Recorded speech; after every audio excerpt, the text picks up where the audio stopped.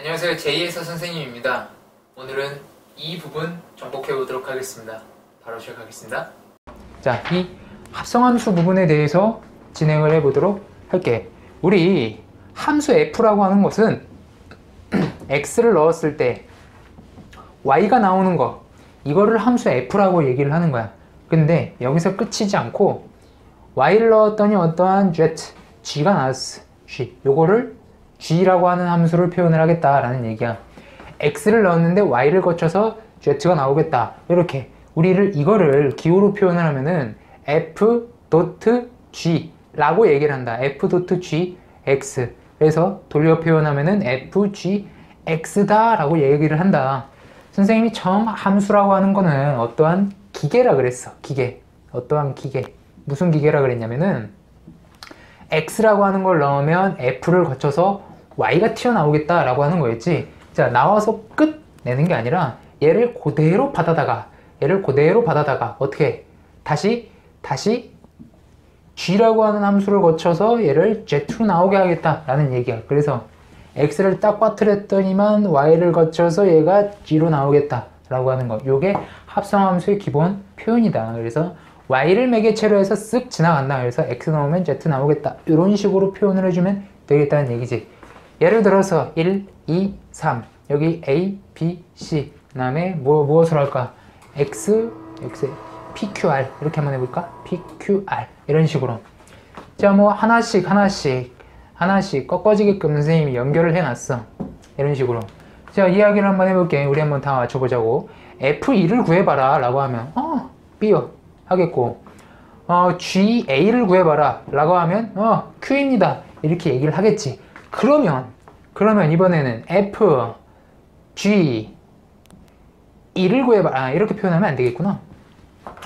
g, f, e를 구해봐라 라 그랬어. 그러면 어떻게 되겠느냐? 여기 보게 되면 그림으로 보면 1을 넣으면 b로 가고 b를 넣으면 r로 나오니까 이건 최종값이 r입니다 라고 해주면 되는 거야.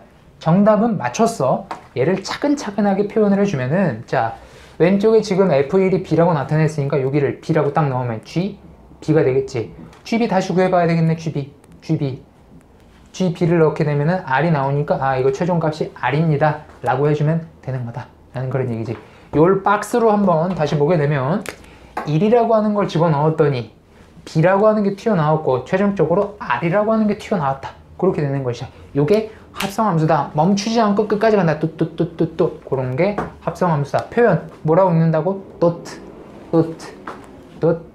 이렇게 표현을 해주면 되겠다. 그래서 f.g 이렇게 표현을 한다. 그 뜻이야.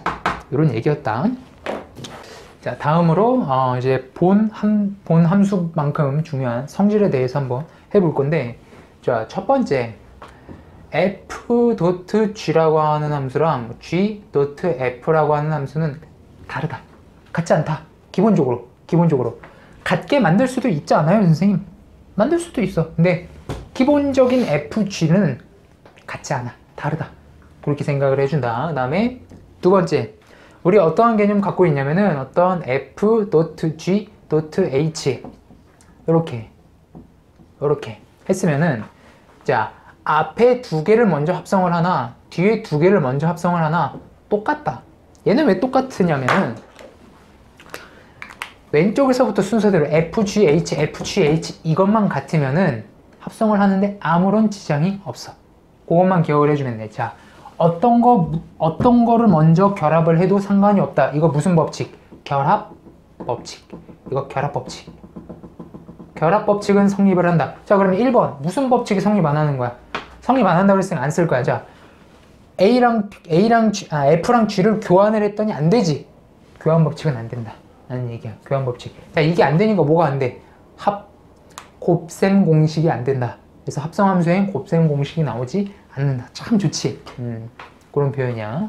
그리고 세 번째.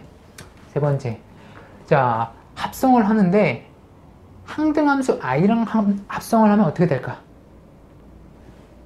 f랑 항등함수랑 합성을 하면은 어떻게 나오냐면은 f라고 하는 함수가 그대로 나온다. 그러면 항등함수랑 f랑 합성을 하면 f가 나온다.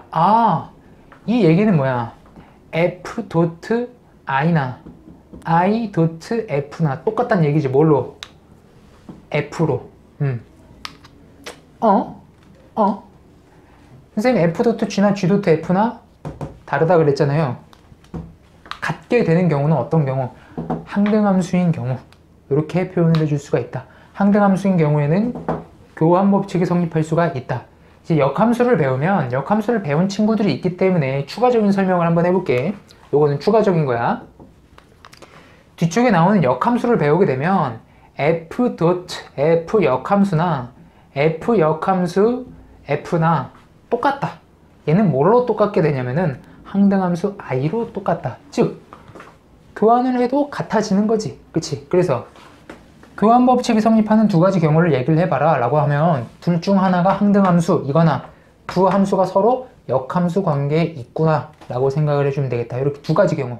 특수한 경우야. 자, 얘는 어떤 경우?